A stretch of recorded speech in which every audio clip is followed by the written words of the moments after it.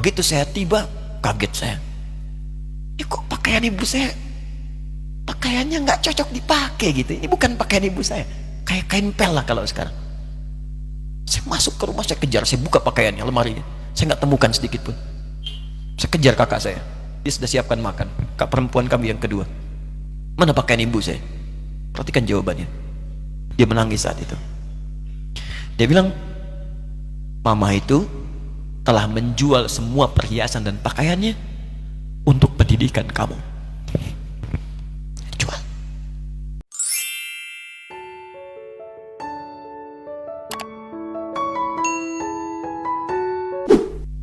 Ayah saya meninggal saat saya masuk pesantren. Dan baiknya saya rasakan luar biasa. Beliau mengajar di musalla kecil dulu, sekarang jadi masjid. Itu saya selalu dibawa. Beliau mengajar, saya tidur. Sekarang gantian, saya mengajar, beliau tidur. Dan kadang dipangku, gendong sampai pulang. Saya pernah sengaja pura-pura tidur untuk ingin tahu apa yang dikerjakan ayah saya di jalan. Jaga betul supaya nggak bangun. Begitu saya disimpan di kasur dan bangun, diajak bercanda. Saya mau masuk pesantren, beliau nggak sempat ngantar. Saya bertemu, beliau menangis, peluk saya, minta maaf, nggak bisa ngantar ke pesantren. Saya belum mengerti apapun saat itu. Saya bertekad, insya Allah saya belajar dengan sungguh-sungguh. Sepekan 2 pekan saya dapat panggilan pulang. Saya tanya pada kakak saya yang ikut, sekarang ada di sini, di mana ayah? Beliau nggak jawab. Sampai di Bandung, paman saya, beliau sekarang Sekom MUI Jawa Barat, langsung menyampaikan, nampaknya nggak akan terkejar sampai sana, mungkin sudah dimakamkan. Saya ngerti, paham saat itu bahwa beliau telah wafat. Maka saya pulang. Maghrib saya sampai, saya dapati ibu di ruangan tengah. Saya datangi, saya menahan tangis, tidak menangis sedikit pun untuk membahagiakan ibu saya. Saya datang, saya peluk, saya temani tidurnya. Itu pertemuan saya dengan ayah saya terakhir di mimpi. Saya bermimpi melihat sudah pakai kemeja, tersenyum, mendadahi saya. Sudah. Besoknya saya cari ke kamar, ternyata Allahu Akbar, apa yang selama ini saya pelajari di pesantren, kitabnya sudah ada di kamar semua, sudah disiapkan. Saya menangis saat itu. Saya bawa mushaf. Jadi bapak saya, ayah saya, itu bajunya pun saat wafat dibagikan kepada sahabat-sahabatnya. Bajunya, kitab-kitab ini dibagikan. Ibu saya menunjukkan kemudian ada jam yang nanti nak pakai. Saya bilang simpanlah. Saya bawa mushaf. Dengan mushaf itu saya duduk di ruangan tengah, saya menghadap ke kiblat dan saya mohon kepada Allah, ya Allah, saya tak punya kemampuan lagi membahagiakan ayah saya saat hidup di dunia, tapi mohon jadikan setiap huruf dalam Al-Quran ini, ya Allah, pahalanya mengalir untuk ayah saya. Begitu saya bacakan saat itu, tak bisa saya berhenti, dan tiba-tiba langsung masuk ayatnya, artinya, posisinya, nomornya, gak pernah berhenti, masuk. Saya bertekad ingin berbuat baik. Puncaknya saya sekolah, ibu, ya Allah, saya ingin berbakti pada ibunda saya. Anda tahu apa yang terjadi? Demi Allah saya katakan, ketika Anda bersabar, ibu saya, bu, pak, itu krisis 97, Pak. Waktu krisis saya masuk pesantren, saya diberikan sempurna bekal seperti anak-anak lain. Rupanya ibu saya sudah tanya kepada santi-santi, orang tuanya, berapa bekal Anda kasihkan? Dikasih yang paling tinggi itu dikasihkan pada kami tiap bulan. Saya terima. Satu kali libur saya pulang dari jauh, ibu saya tersenyum melihat sedang jemur pakaian melihat saya. Begitu saya tiba, kaget saya. Ini kok pakaian ibu saya, pakaiannya nggak cocok dipakai gitu. Ini bukan pakaian ibu saya, kayak kain pel lah kalau sekarang. Saya masuk ke rumah, saya kejar, saya buka pakaiannya, lemarinya, saya nggak temukan sedikit pun. Saya kejar kakak saya, dia sudah siapkan makan. Kak perempuan kami yang kedua, mana pakaian ibu saya? Perhatikan jawabannya.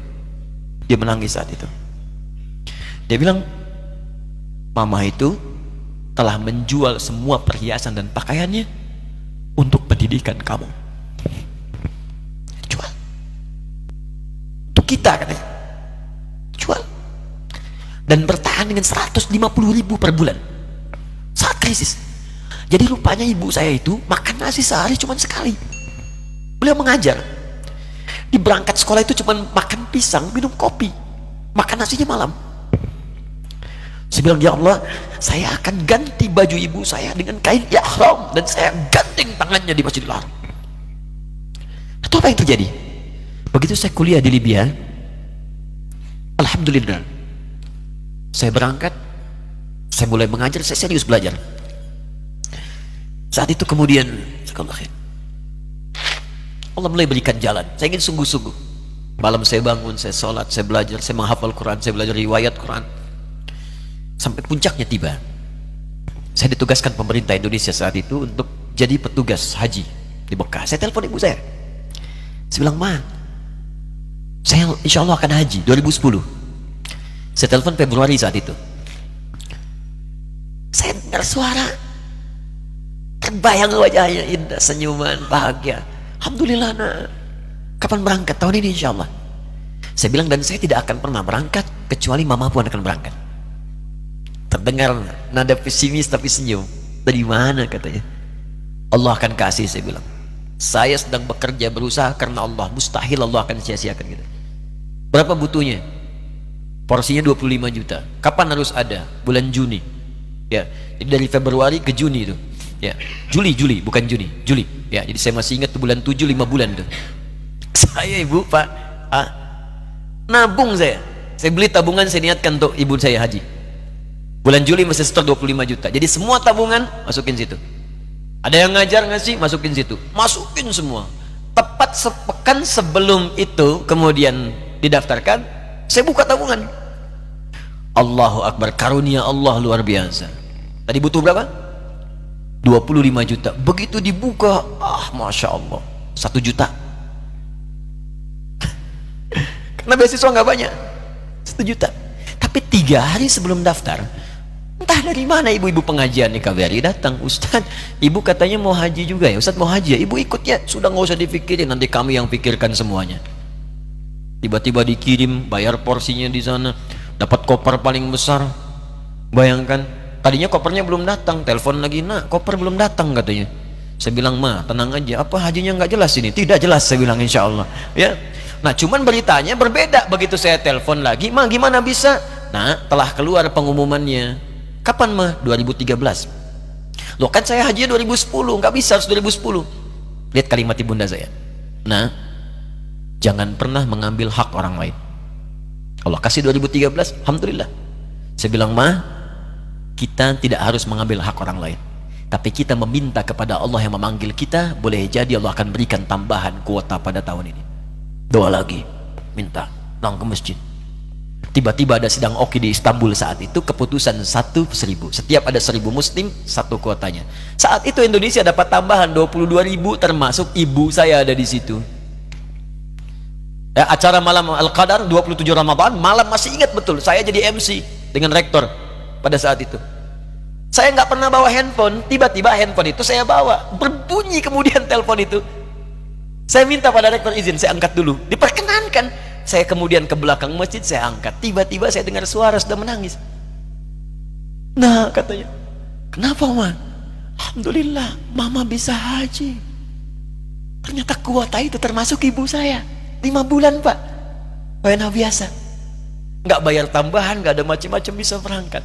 Begitu saya berangkat duluan, saya tungguin betul di apartemennya, di maktabnya sampai datang. Begitu sudah datang, saya nggak sapa, saya lihat dari jauh. Bahagianya saya bisa mengganti pakaian tadi yang lusuh dengan kain ihram. Saya perhatikan, saya ikuti dari belakang. Di lift, saya ikuti. Di jalan, saya ikuti. Begitu sampai Masjidil Haram, saya gandeng tangannya. Ma, kita sama-sama. Labbaik Allahumma labbaik. Labbaik la syarika lak labbaik. Saya tawaf, saya gandeng ibu saya lindungi supaya dapat kenikmatan dalam tawafnya. Begitu saya rasakan bagaimana Sayyidah Hajar bekerja keras untuk Ismail. Saya balas di situ, saya gandeng tangan yang kanan, saya minta pada Allah, muliakan ibu saya, ya Allah, muliakan ibu saya, muliakan, berikan saya kesempatan membahagiakannya. Cuman yang kanan digandeng, yang kiri kosong, karena sudah tidak ada. Ketika Anda belajar pun untuk menjadi ulama, Allah akan muliakan Anda. Orang tua Anda akan dapat bagiannya. Yang hafal Quran itu Musa, Yang bisa haji bapak ibunya. Kemarin saya jadi Amirul Hajj dari kedutaan Saudi berangkat, membawai 350 orang rombongan. Siapa yang saya bawa? Ahli Quran, yang hafal Quran anak-anaknya. Ahmad Kamil, yang haji, pengajarnya, murabbinya, ibunya, temannya, banyak yang berangkat. Yang berangkat siapa? Calon ulama. Dijadi ulama itu, jangankan sudah jadi, kalau benar caranya, baru bergerak pun Allah pasti akan jaga. Kalau benar caranya. Di satu pertanyaan tadi, pilih mana orang soleh atau ulama? Jangan pisahkan, karena jadi ulama itu adalah tingkat tertinggi bagian dari orang soleh. Jadi mesti ada yang jadilah di keluarga.